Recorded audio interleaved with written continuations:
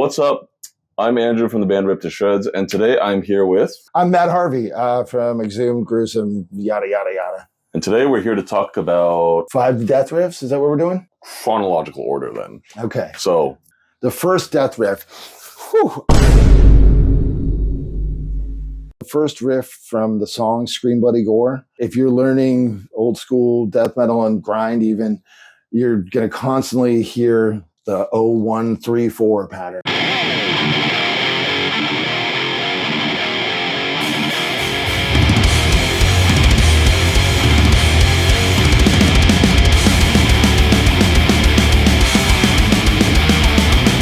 To me, that is like quintessential death metal progression. You know, if you look through the tablature that we have for the Exhumed songs, there is a lot of 0-1-3-4. I think it'd be really fucking hard to find a death metal or grindcore band that doesn't play that at some point. It's actually an octatonic progression technically, but it's like a harmonic minor with a regular minor third added. So how do you think of it in terms of going all the way up the octave? With 1, 2, 3, 4, 1, 2, 3, 4. Yeah. So I guess it is octatonic the way I'm playing it. A lot of underground musicians kind of pride themselves on, I don't know anything about guitar. I just know 1 0 1 0 1 0. Obviously, what you just said, I don't think you can claim to only know 1 0 1 0. Right. I'm a very okay guitar player, like for the level that my career is at. But the guy next to me, like he's incredible, you know, like a Sebastian Phillips or Dan Gonzalez or Tom Draper. So my forte has been the stuff I can just do with my brain. Okay. Because my hands are not great. And I am a big theory fan and do non-metal composition. That riff in Scream Bloody Gore is like the ground zero. Because you think of thrash is also discharge. Am I evil? Everything's 0-3-5-6 in thrash. I feel like with Discharge, really, you can play anything you like as long as it's got the right. That riff has 4 chords, but that's like the max. It's really hard for anyone really to write like a unique sounding riff over a D beat. Right. Everything just sounds like either thrash or D beat. That's it. Yeah. Exhumed did a split. Okay. With Pantalones Abajo Marinero. Yeah. His riffs, especially over the D beat stuff, because I filled in for Extremely Brutal live. Oh, cool. He still manages to get like unique sounding D beat riffs that are not just like da da da da da da da. Right. Because even when I try to do it, I'm just like, it sounds like every other riff. Okay. Death riff number 2. The verse riff or the song Left to Die, which is probably my favorite death song. It's just so heavy. And yeah, it relies on that same 0-1-4-3, you know, but it's like you can't like not headbang to that riff.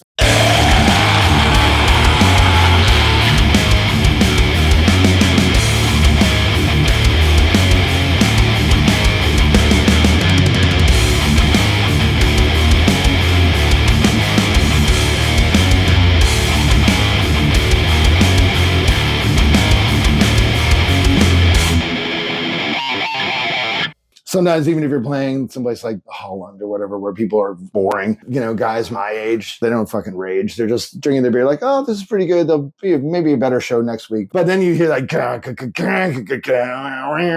then it's like, all right, okay. Do you find Dutch fans to be similar to German fans at all? I know German fans have like a reputation. And I met some of those on tour myself.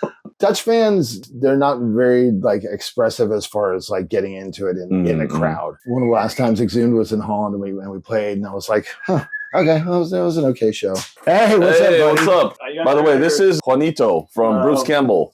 We're on tour with him right now. Oh, are you guys live? We got done playing, and I was like, yeah, it was fine, whatever, you know. It wasn't like nobody showed up, but it just wasn't a lot of energy. We got done, and guy comes up to me. He's like, man, that was amazing. Like, I loved it. And I was like, I could totally tell you loved it by the way you went like.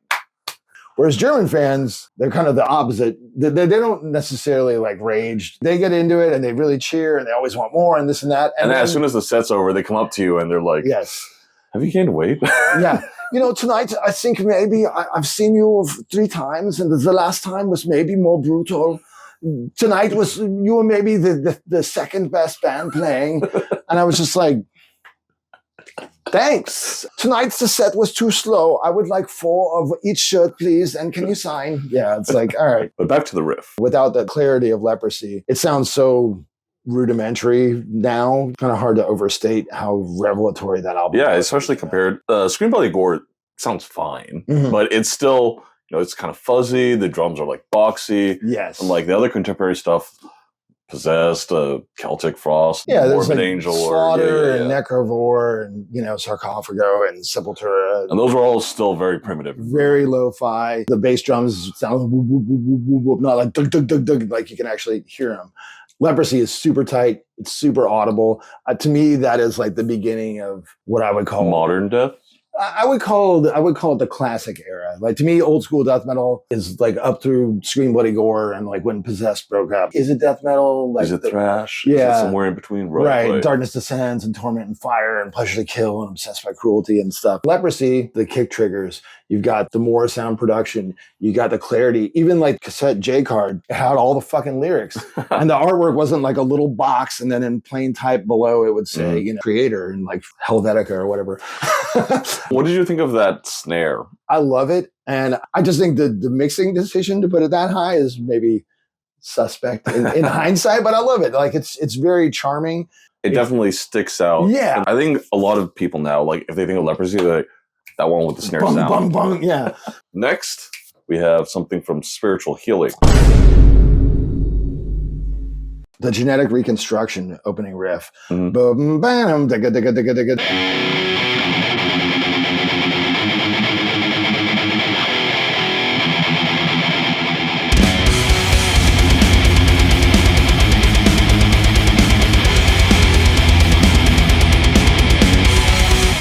It's just got such a nice groove. It's like an inverted, well, it's a power chord, but with a fifth on the bottom. Right. With that little arpeggiated, and it kind of rings out, which is not something that you hear that much.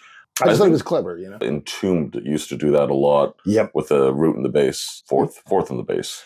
I mean, is it a parallel fifth? Is it a parallel fourth? It depends which way you're looking at it. Me and our old guitar player, Bud, whole running conversation about that. Entombed was one of the only bands that tuned particularly low at the time that would do those chords. When you play that inverted power chord, it makes it sound like it's lower than it actually is without tuning down. Exactly. Yeah. Do you consider Spiritual Healing to be kind of like a unsung hero in the canon of death?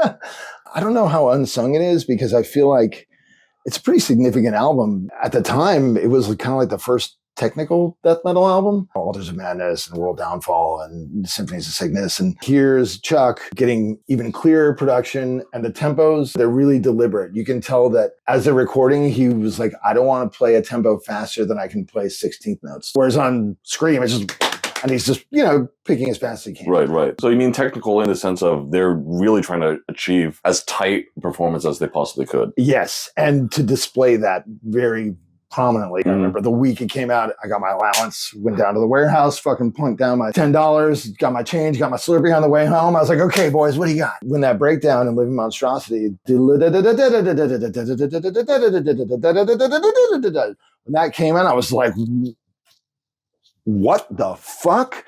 And then this James Murphy guy comes on and you're like, holy shit, he plays with the guy from King Diamond. That's what you think when you're like 14 or whatever. These guys are better musicians than the guys in like the thrash bands that are, filling up theaters. Even like Bill's performance, he still plays disco beats and shit. It's so tight and it's so precise and it's so audible. I thought it was technical because you could actually hear everything that was happening. Right. It's kind of funny. A lot of people point to like Cryptopsy as like kind of the progenitors of like the modern style of tech death. If you actually listen to the performances, Flo is an amazing drummer, obviously, but like when he's blasting, his feet and hands are like just two totally separate things. Everybody over, I think 45 says shit like this, but it's like, yeah, before the internet, there was nobody talking about how to blast and how to play this stuff. I remember the first time I saw Autopsy in January of 92, I learned most of Severed Survival, and I would be like, oh, this rules. Then I'd be like, oh, wait a second. And I'd stop. And I'd look at, Danny Corrales or Eric Cutler and be like, oh shit. Okay. So and I'd, make a mental note. It's like, no, it's like a this kind of pull off, not a that kind of pull off or whatever. And I go home and try to remember it. People that were doing this, even in the mid to late 90s really had no roadmap and were just doing whatever. It wasn't until guys like Dave Colross and Derek Roddy and towards the end of the 90s, not just musically correctly, but ergonomically correctly and thinking about these kinds of things that every drummer now sort of... I can't imagine, Pete Sandoval putting out a DVD where he's like, okay, this is how you bounce on the seat while you right. Spiritual Healing it's sort of become a less heralded record, but at the time it was huge. It was like a really fucking big deal. So riff number 4. Okay. We know how to count. We do, yes. We're 4. We can count to 4 at least. 4th album, 4th riff. I love the first riff in Suicide Machine. Again, it's just such a good groove, and then Steve with his little.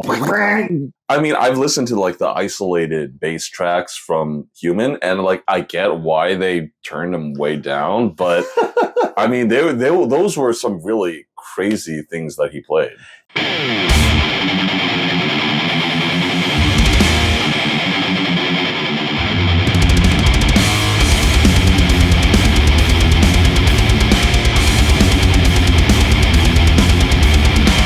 I really liked the reissue where they turned the bass up. Apparently they did some things to the drums that kind of took away some of the ghost notes and stuff. I was just like, have you heard this bass? This is awesome. I loved Sadist. Steve's a Bay Area guy. When Human came out, I refused to listen to it actually. Oh, really? We went to a party and I'm just kind of like, oh, these guys are all posers. And then one of them's like, oh, you want to hear the new Death album? I looked at the logo. It was no dripping blood, no spider web, no Reaver head. I was like, oh man. I kind of fucking tossed the tape. I was like, this shit's for That's what you said in 1991. Now I would say this shit's for posers. You know, even like when Necroticism came out, we got an advance promo from a friend of ours who worked at a record store that didn't have the cover art. So I didn't know that they didn't use the logo. So I heard it first and I was like, well, it's okay. It's kind of slow. And then I saw the tape and I was like, where's the fucking logo? Fuck. And when I came back to Human a few years later, finally a switch flipped and I was like, holy shit, this album's incredible. Like, especially Sean Reiner's drumming. It's a huge, huge highlight. Before that record, they never really played that fast. When Sean's playing, it sounds much faster. Because his feet are going. And it's weird to hear a performance on a death metal record in 91 where the drummer can play with that kind of urgency and then lay back on these kind of floaty parts and do this exploratory stuff that's really showy and kind of flowery, but is still serving the song. When you were approaching writing for the new Gruesome record, Exhumed is very thrashy and a little bit primitive relative to like, you know, whatever Death would end up playing on, Symbolic or Human. For sure, yeah. Was it difficult to kind of get in that mindset? I think the main thing that was different for me is because I had practiced the first 3 records obsessively as a kid. I didn't have that intimate familiarity with the source material. On the first records that we've done, there's a lot of that kind of stuff going on. Like, hey, you know this riff. I just didn't have those riffs right in my hands to go with. It forced me out of my comfort zone a little bit. A lot of back and forth with Dan and myself. He also would be like, I really like this riff. However, have you thought about adding this other tail that's maybe a little bit more elaborate or whatever? And that proved to be really valuable because Human is his favorite album. And he likes to play like Paul and like Alan Holdsworth and stuff, which I couldn't do if I tried. So that's the natural Chuck and Paul interplay, right? Because Chuck couldn't really play like that either. On Human, Harry and Bill, they had started together as one. Once you start thinking about some of these riffs and imagining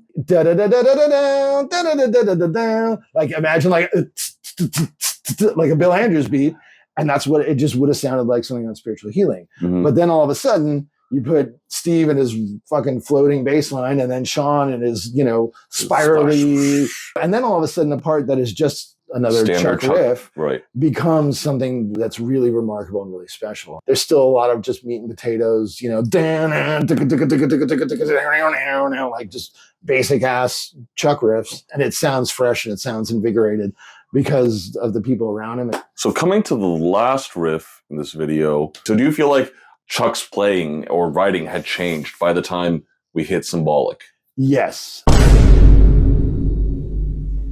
On individual thought patterns, there's still something kind of thirsty about the writing. Like, I can do it. I'm technical. I'm like, look at all this. Even Gene's playing on that record. He's like, oh, fuck. I got to come after this Sean Reiner guy. Like, holy shit. I think it does sound a little frantic. Yeah, it sounds a little like, it's like, oh, God, it's got to be technical. It's got to be this. Symbolic. It's confident. That's what I think. You know what I mean? It's like, It's like the difference between necroticism and heart work. Necroticism is like, oh, look, we can play melodies now, and I've got 47 riffs, and we should put them all in each song. And then heart work is like, let's just write a rock song. This is it. This is the drum beat. It's 4 minutes of this. Don't worry about it. And it's awesome because it's just like, yeah, boom, this is what we're doing. And that's how Symbolic feels to me.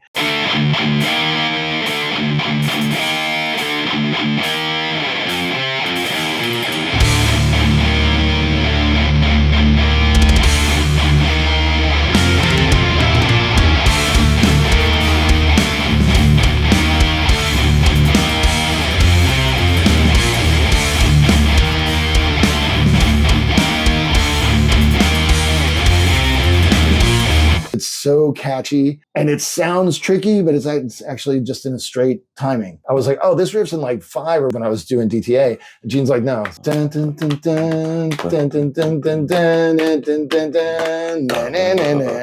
Okay. I never tried to count it before. I thought that one was more complicated than actually it is. That's what I love. It's when you play something that's got sophistication, but it's not gymnastics. Zero Tolerance has some fucking banger riffs in it. That was like the other riff that I was kind of thinking of. But that one is kind of a rip off of the Sacrifice riff from, I think, Soldier's Misfortune. So I was like, we'll just do the one that's pure Chuck. By the time those records were coming out, I was listening to demos, 7 inches, or stuff from the 80s already. So it was just a fun treat to discover like this killer record by your favorite band that you didn't even pay attention to, you know? So to wrap this up, bonus riff. We got a bonus riff. Oh, shit.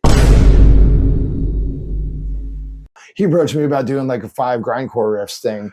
And I was like, that sounds super fun. However, we have this record coming out, so maybe we should do this. You know, I'm out here working for Relapse. I'm doing my part, Enrique. We're trying to keep our corporate overlords happy. So, you know, so the checks don't dry up. Enrique is one of the best dudes I've ever worked with. Lovely guy. So I would say my favorite grindcore riff of all time is the riff in Mentally Murdered, the song by Napalm Death, where it's the break to the blast riff. Dun, dun, dun, dun, dun, dun, dun, dun, dun.